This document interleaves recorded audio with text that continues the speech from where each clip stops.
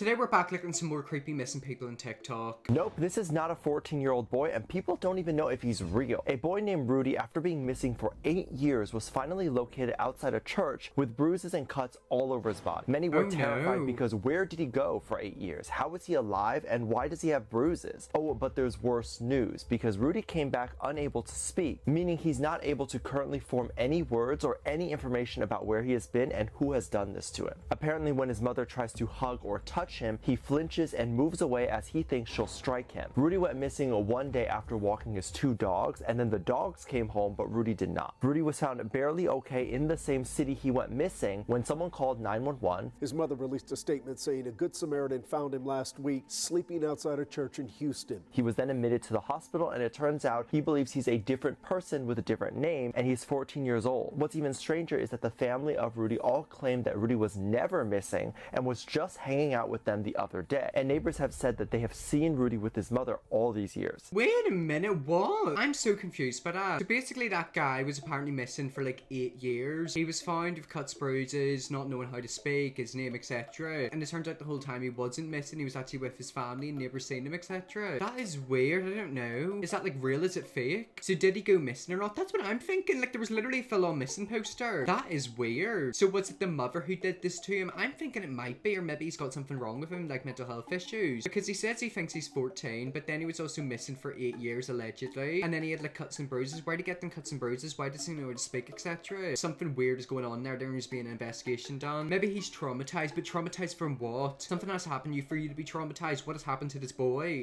Is this a cover-up, or did she actually run away? Let me know what you guys think in the comments. So in this photo is a young girl named Gloria Martinez, and she was just 17 years old at the time in 1992. And she was also living in a part of Spain known as Alicante.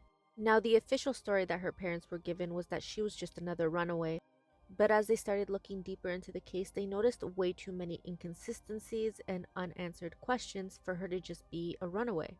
Now, at the time, Gloria was suffering from anxiety and insomnia, and she was also seeing a psychiatrist.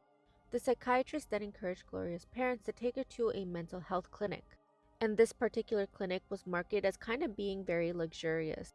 It was known to have tons of activities on site, including a large swimming pool. I'm gonna be completely honest, whenever it comes to facilities like this, I kind of raise an eyebrow a bit. I wonder if this place that they want to send her to is, advertising themselves as a really nice place to go, if it's a complete opposite whenever you're there.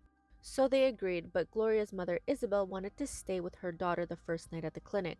Unfortunately, the clinic denied that request, and so Gloria had to spend her first night alone.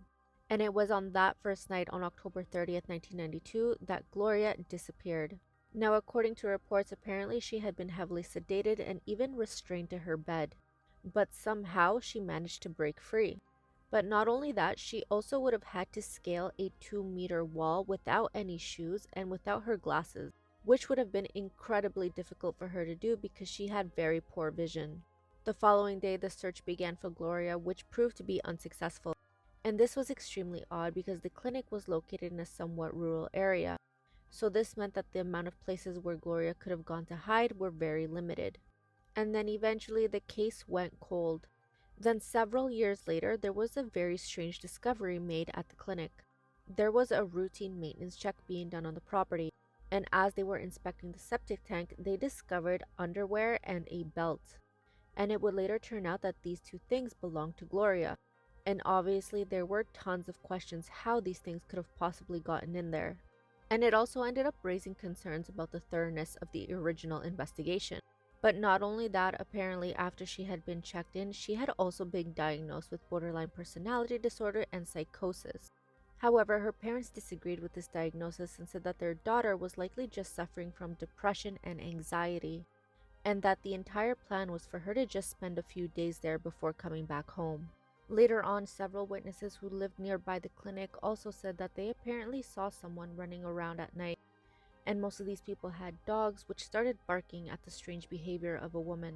And over the years, there have been multiple sightings of people who think they saw Gloria, but the other theory is that she may have been given a lethal dose of sedative, which then could have possibly led to her passing away accidentally. So if you know anything about Gloria Martinez, call this number here. That's what I'm thinking. Like, I've got a feeling she went there. She obviously wasn't happy being in there away from her mother. They tried to give her medication, they gave her too much, and then she sadly passed away and they've had to fake this. We also talk about the fact that there's been apparent sightings of her. I think that is so freaky because there's been so many sightings of missing people, but like, is it actually them? I feel like with missing people, there's like a random sighting of them every few years. There's been apparently sightings of Madeleine McCann, you know, sightings about Bigfoot. And it's weird, like, did they actually see it, or is it just their imagination, or they just saying it for the sake of saying it? Imagine being the family member or a mother of somebody who goes missing, and then someone says to you, oh yeah, I think I seen them years later. That would mess with you so much, because like, it makes you think, oh my god, are they actually alive? You know, are they out in the world? Where are they? It's just so weird, isn't it? Very confusing and sus. That's why I'm thinking it's very, very suspicious. That whole situation is weird. Like, oh, I don't know. That's so sad. It's like her mum knew saying the first night is very specific. And that's why I posted a video earlier talking about how these facilities make themselves look like the best place ever for these people. But they're really not. They basically advertise themselves as paradise, but they're the complete opposite. These kinds of cases always make me so paranoid of places that house humans, i.e. residential schools, boot camps. A lot of abuse can go on in them places. Trust me, they can. I've heard stories about people who went to like boot camps for like bad kids, and they're basically tortured mentally, etc. That whole situation is just so eerie. Where is she? They've never found her body, but they found her clothes. So she went in there and she's obviously left, but we don't know when she left, where she went, if she's still in there. For all we know, she could be in there somewhere. It's weird. Tracy Day was last seen by her family on the 14th of February in 2019. She is a loving mother, daughter, sister, and proud Indigenous woman from Juneau, Alaska.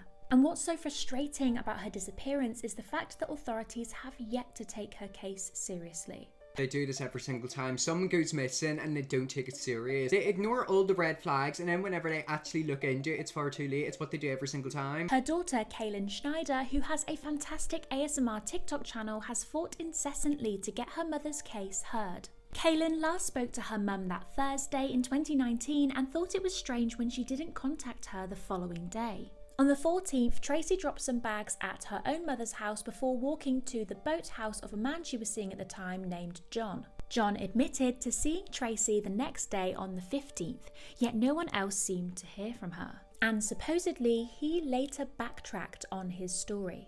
In the weeks leading up to Tracy's disappearance, she told friends and family that she believed someone was after her.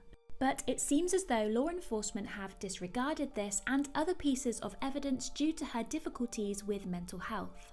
And when local police were originally contacted about Tracy's disappearance, as previously mentioned, they didn't seem to be concerned. The investigation told Tracy's family that they had searched John's boat, as this was the last place that she had been seen. However, John later revealed that a search of his home had never taken place. Local authorities of Juneau also failed to flag Tracy as a missing person on their database until 4 months after her disappearance. Flagging a person as missing means that if their identification or belongings, such as a passport or credit cards, are used, then investigators will be notified. Juneau police missed the mark so many times in Tracy's case. And unfortunately, this happens far too often, particularly when it comes to Indigenous women. So that woman's been missing since 2019 and we don't know where she is. Videos like that make me so nervous. I literally started scratching my thumb. Look at that. Like, that made me so nervous. I just hate videos like that because the police never take it too serious. And whenever they actually do take it too serious, it's way too late. So there was a guy there she was last seen with, and then she also said that she thought she was being followed and felt uncomfortable. But of course, because she suffers from mental health, it's all in her head. Mental health problems do not invalidate real concerns and evidence. This woman is missing, for God's sake. Exactly, that's what I was basically saying. Because she's got mental health issues, they'll never take it serious. They always make up excuses, and then whenever it's actually time to, you know, look into it, it's far too late. Why did it go 4 months before they'd done all the passport thing? That guy obviously has something to do with it, or knows something about it. She was last seen with him, his house was apparently searched, but then it wasn't according to him. She thought that she was being followed. Like, if someone thinks they're being followed, they're being followed. Mentally ill or not, like, they know that they're being followed. The police don't take anything seriously when mental health is involved. My birth dad got away with attempted unaliving people because he's depressed. It should actually be the opposite. If somebody is suffering from mental health, it should be taken so much more serious. I just don't understand it. It's the fact that she's out there. Somebody knows where she is. She might know where she is. Like, she could just have started a new life. It's the fact that nobody knows where she is. Like, it's so weird. And yet again, it would break my heart having a family member who's missing. The police aren't doing anything. It would just feel like a punch in the gut. She must have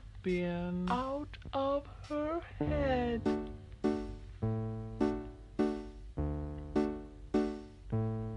not long after this woman vanished, all hell broke loose. Hi, my name is Ethan, and here's everything you need to know in under 1 minute. 35-year-old Crystal Rogers was living with her boyfriend Brooks Huck and her children. On July 3rd, 2015, Brooks woke up and noticed that Crystal wasn't in bed and her car wasn't in the driveway. 2 days had gone by and no word from Crystal was given, until they found her car parked alongside the Bluegrass Parkway with a flat tire, the keys in ignition, and purse and phone in the passenger seat. Almost immediately, Crystal's family suspected her boyfriend Brooks. What's interesting is 16 months later, Crystal's father, Tommy Ballard, was hunting where an unknown subject fired a shot, hitting and unaliving him. Police are still looking for Crystal and also who unalived her father, and they believe the two cases are connected. So let me get this straight, this girl went missing, her family suspected an individual, and then 16 months later her dad was mysteriously murdered and they don't know who done that. Yet again, it's very, very fishy. Right now all the fingers are pointing at one person, and I think he committed both of them crimes. A lot of weird stuff goes on in Bardstown according to the news and whatnot. I don't even want to drive through there. Oh god, is that like a weird area? I've actually heard of stories like that about like towns where like weird stuff goes on. It makes you think, is there like an underground cult, or is there like a group of people who like go around killing people? Me, here's story. My mind, Crystal faked her death and unalived her dad because he knew a secret she didn't want anyone to know. I mean, your imagination is definitely thinking fault. However, I don't think that's what's happened. I've got a feeling it was maybe her ex, that Joe guy. The BF did it. His brother helped him get away with it. I hope one day they're able to get them for it. Yeah, so a lot of people seem to think the BF done it, and do you want to know something? I'm kind of with you. Like, it's just weird, the fact that she went missing and the dad was killed 16 months later and we don't know what happened to him. Like, that's a whole new case. I live in Louisville and this story haunts us. Where is she? Definitely believe her dad was close, he never gave up. That's what I'm actually starting to think now. Think of it, if her dad was investigating his daughter's disappearing, maybe he was getting close to figuring out who done it. That person found out about it and decided to take him out. That's weird, isn't it? Two people from the same family have been taken out. Either somebody's got something against that family or it's somebody very close to them. And yet again, I think it might be the boyfriend. Well, anyways guys, let's leave that video there. There's some creepy missing people cases. If you want to see me look at more creepy TikToks like this, let me know, definitely will. Press the bigger scrub and see you all tomorrow for another video.